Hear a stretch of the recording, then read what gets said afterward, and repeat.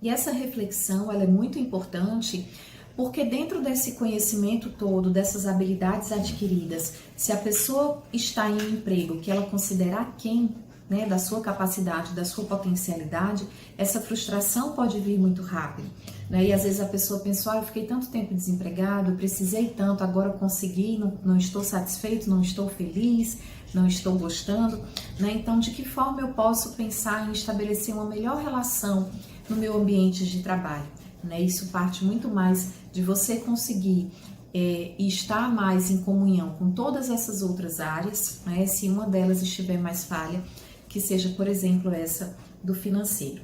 E outro ponto relacionado a essa área profissional é a contribuição social, né? Às vezes a pessoa diz assim, eu tô sem tempo, eu gostaria, mas ainda não tenho tempo, não consegui fazer ainda, mas um dia vou fazer, né? Mas de que modo o seu trabalho pode influenciar de modo positivo outra pessoa, outros ambientes, né? De que forma você pode contribuir de alguma forma, se a gente pensar de modo mais amplo nessa existência, né? Será que tem alguma coisa ali que você possa contribuir com um pouquinho que seja, com um pouco do seu conhecimento, uma hora, um diazinho ali por mês, por exemplo?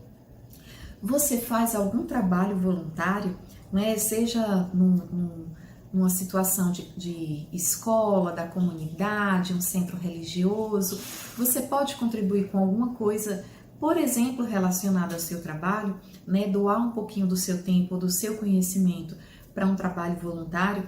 Às vezes as pessoas têm o estereótipo de que trabalho voluntário é sempre sobre dar comida, dar roupa, mas você pode dar também então do seu conhecimento, né, do que você adquiriu, do que você sabe hoje. Às vezes é um conserto, às vezes é mexer em algo relacionado à eletrônica, às vezes é um atendimento que você pode prestar, um serviço que você pode oferecer, uma bolsa, um atendimento mais barato, de uma forma mais, né, acessível a outras pessoas que eventualmente não poderiam ter acesso ao seu local de trabalho. É uma possibilidade também que está dentro desses aspectos de realização. Você vê sentido então no seu trabalho? Será que hoje o que eu estou fazendo, além de ajudar outras pessoas, eu posso de fato me sentir realizada, realizado? Eu posso me sentir dentro de um contexto mais amplo, em que eu vejo a felicidade nesse trabalho que eu estou exercendo? É uma reflexão importante. A quarta área da roda da vida, que é a área de relacionamentos, bem no plural mesmo, porque nós somos seres sociais. Existe uma situação ou outra de pessoas que ali se isolam por uma questão de reflexão, de prece, de oração, mas de modo geral nós somos seres sociais e nós precisamos de pessoas em maior ou menor quantidade, em maior ou menor interação, mas nós somos seres extremamente sociais e ainda bem que somos. O nosso primeiro núcleo social é a família, né? E um ponto-chave é pensar como é que estão as suas relações familiares. Há outro ponto também que é sobre desenvolvimento amoroso ou de relacionamento afetivo e a vida social, ok? Então, no primeiro ponto, família, né? Qual é a sua relação com seus familiares? Tanto a sua família nuclear, a sua família de origem, como a sua família constituída, se você é casada, casado, tem filhos, né? De alguma forma, os seus primos, seus tios, seus parentes, né, parentes mais distantes, os agregados. Como é que é a sua relação com essa família? Quando a gente fala em famílias de um modo geral, há um consenso lúdico, né, de piada que vai dizer, tem sempre o tio do pavê, tem a tia da fofoca, tem o tio chato, né, sai aí colocando estereótipos nas pessoas. E mesmo que haja, né, ainda assim, como é que estão as suas relações? Com o advento do WhatsApp há alguns anos, as pessoas adquiriram até uma maior proximidade de poder conversar com mais frequência, embora em outros contextos acabe se tendo um distanciamento. Às vezes a pessoa está dentro de casa e se comunica via telefone, né, via alguma rede social com um parente próximo, né? Nesses casos aí não seria tão benéfico, porque as relações elas precisam ser estabelecidas também de uma forma próxima.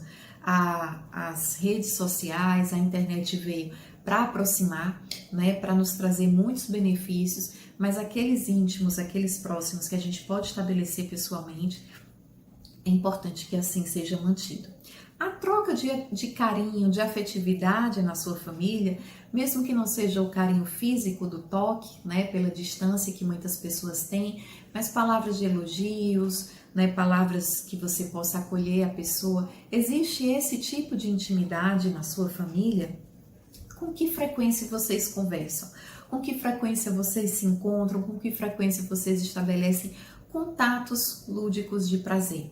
Né? Muitas vezes as pessoas acabam, quando moram mais distantes, fazendo apenas aquela situação de dar notícias, né? Fulano adoeceu, fulano teve um bebê, nasceu não sei quem, mas as conversas mesmo cotidianas, as conversas para saber como o outro está, para contar um pouco de si, para ter pessoas que você possa trocar essas questões relacionadas a carinho e afeto. Como é que está, né? Se existe. Você tranquiliza, harmoniza ou desestabiliza o seu ambiente familiar. Às vezes uma pessoa mandou ali uma mensagem, fez uma ligação, encontrou e ali foi falar mal de um parente, de uma pessoa próxima, né? Então cuidado com essas questões, porque mesmo que esteja numa situação de desarmonia, quanto mais você puder tranquilizar, estabilizar, harmonizar o seu ambiente familiar, mais importante vai ser para a sua família toda se beneficiar com isso. E um ponto também importante em relação a isso é se há trocas de opiniões sem julgamentos. Não é incomum nós vermos, por exemplo, em épocas políticas, em épocas de grandes eventos, né, públicos, discussões, pessoas que não têm a mesma opinião e aí começam a discutir e começam a haver ofensas que são pessoais, né, quando deveria se deter. Aquele ponto de divergência em relação à opinião acaba muitas vezes acontecendo essas trocas de ofensas, né? Então cuidado com isso, porque a família é o relacionamento nuclear e vai ser, né, sempre o último, o primeiro que você estabelece e o último que você vai poder contar, né? Outro ponto então em relação aos relacionamentos é o relacionamento afetivo e desenvolvimento amoroso. Existe um autor chamado Steinberg que ele vai falar da teoria triangular do amor realizado ou da felicidade, que ele vai dizer que num aspecto voltado para o amor realizado, precisaria existir 3 elementos: intimidade, paixão e compromisso. E quando apenas 2 deles se fazem presente, provavelmente vai dar aí uma certa oscilação nesse relacionamento, que pode ser benéfica também, mas que de modo geral, né, a intimidade e o compromisso são geralmente relacionamentos mais duradouros, em que há uma amizade que possa se estabelecer, né? Se não há esse vínculo de amizade, de respeito, de compromisso, muitas vezes as pessoas acabam apenas convivendo, né? Se há paixão e intimidade, mas não há o compromisso, geralmente tem-se aqueles aspectos que as pessoas veem e acabam sofrendo em relação a, por exemplo, traição, né? Trocas, teve uma briga, teve um desentendimento, já pensa em terminar o relacionamento, em trocar, né, o companheiro, a companheira. Então esse é um ponto que Steinberg tem encontrado em seus estudos para pensar quando um relacionamento tende a ser mais duradouro. Mas você, mesmo que não esteja em relacionamento hoje, você é bem resolvido com a sua situação, né, ou estando em um relacionamento que começou agora, ou já um relacionamento de muito tempo, você está bem resolvido, você se sente satisfeito, satisfeita, você se sente seguro, né, e tranquilo em estar em esse relacionamento, ou ele de alguma forma te desperta uma tensão, um receio, um medo? Muitas pessoas acabam às vezes estando em relacionamentos abusivos sem se dar conta, né? Como nós falamos em relação à percepção das emoções, e eu citei o exemplo do ciúme, né? Muitas vezes a pessoa acha que está sendo cuidada, mas na verdade ela está em uma situação abusiva, né? Então, pensando nesse seu relacionamento, né? Para você refletir sobre esses aspectos. E o seu coração, como está? Está apaixonado? Está amando? Ou está apenas acostumado a estar com a pessoa que você está hoje? É importante ter sempre essas reflexões. Você costuma fazer as mesmas atividades engajadoras de relacionamento que você fazia no início do relacionamento? Muitas pessoas respondem que não, né? Que fizeram muito na época da conquista, mas que hoje já não estabelecem mais o mesmo padrão que tinha no início do relacionamento.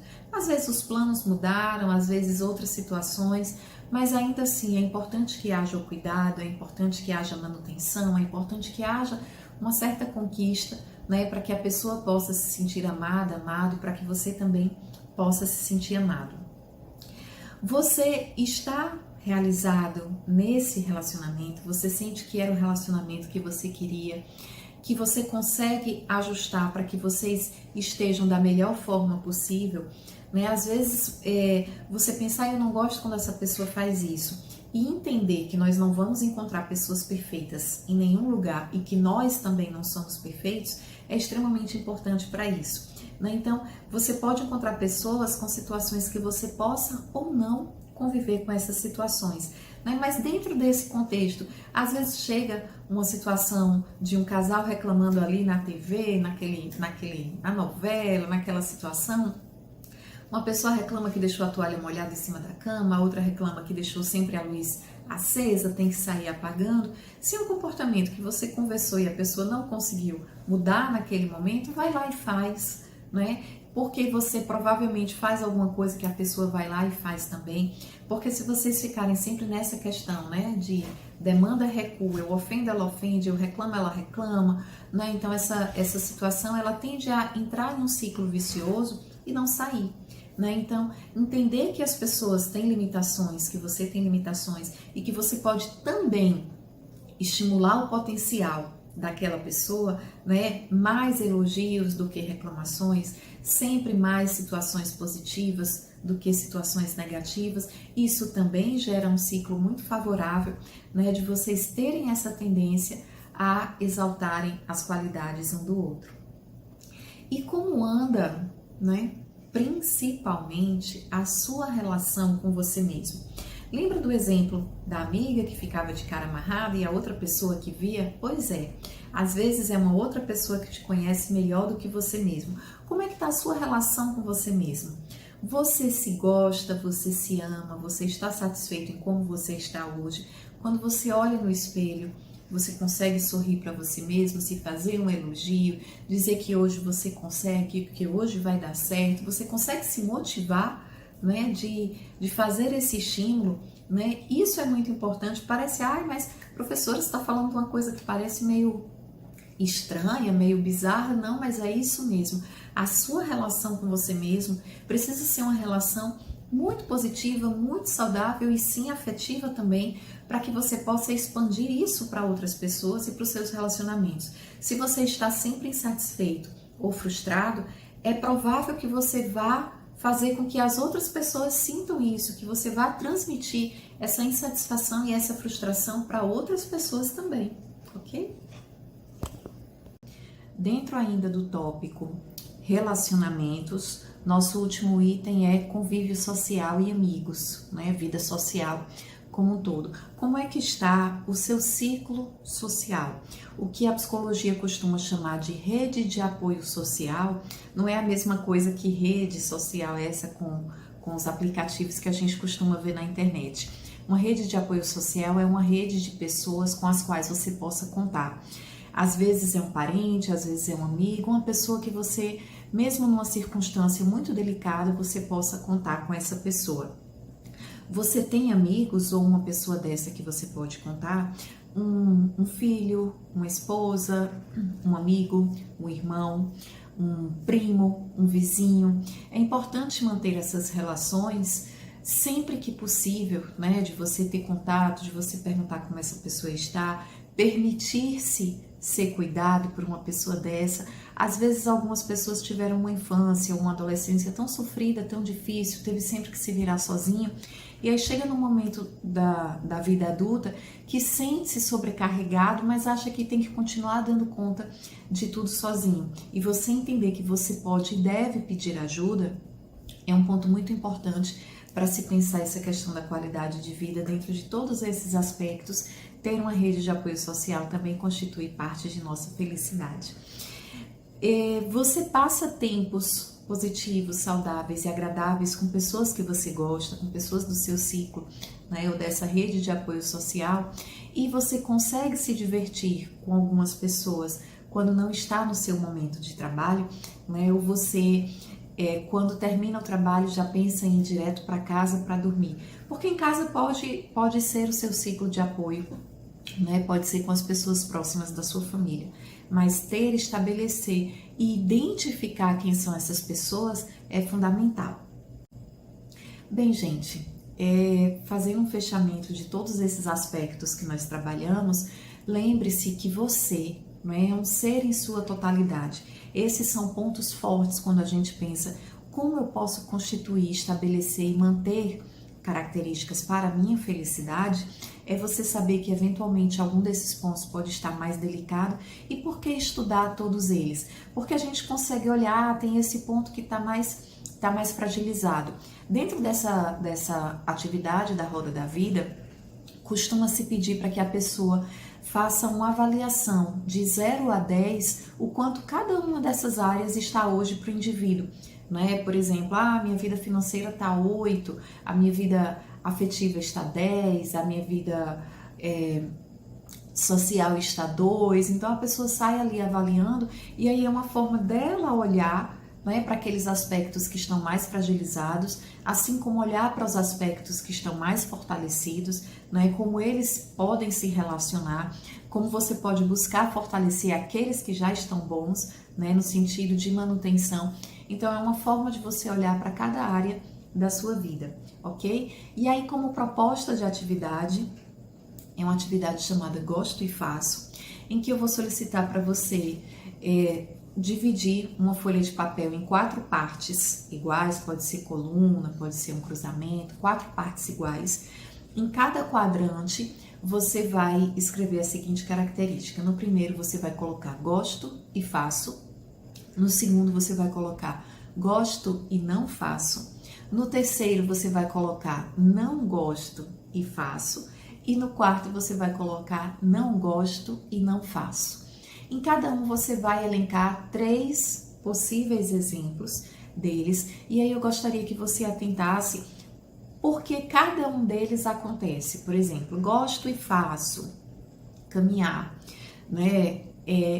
Gosto e não faço, esse ponto é fundamental para você olhar. Tem coisas que você gosta e não faz, e se não faz, por que não faz? Né? Eu dei o exemplo da viagem, de visitar um parente distante, e aí perguntei, por exemplo, qual o preço do seu celular? Né? Que outras coisas você está comprando em um valor muito mais alto que você pode eventualmente dar uma freada e se organizar para conseguir fazer essa outra atividade que você almeja. Né? Atividades, por exemplo, que você não gosta e faz, algumas pessoas podem dar exemplos, por exemplo, de atividades domésticas, lavar louça, lavar roupa, alguma atividade doméstica, e por que você não gosta e faz? Há uma necessidade familiar, uma obrigação de casa, por que isso acontece? Assim como tem coisas, situações, acontecimentos que você não gosta e não faz. Ou seja, nesse ponto você consegue ser assertivo com você mesmo, consegue ser determinante com você mesmo dentro desses aspectos. E ele pode servir de um ponto de fortalecimento para você pensar por que ainda tem atividades que você gosta e não faz, ok? Então, ficamos aqui no nosso segundo código, partindo para o terceiro.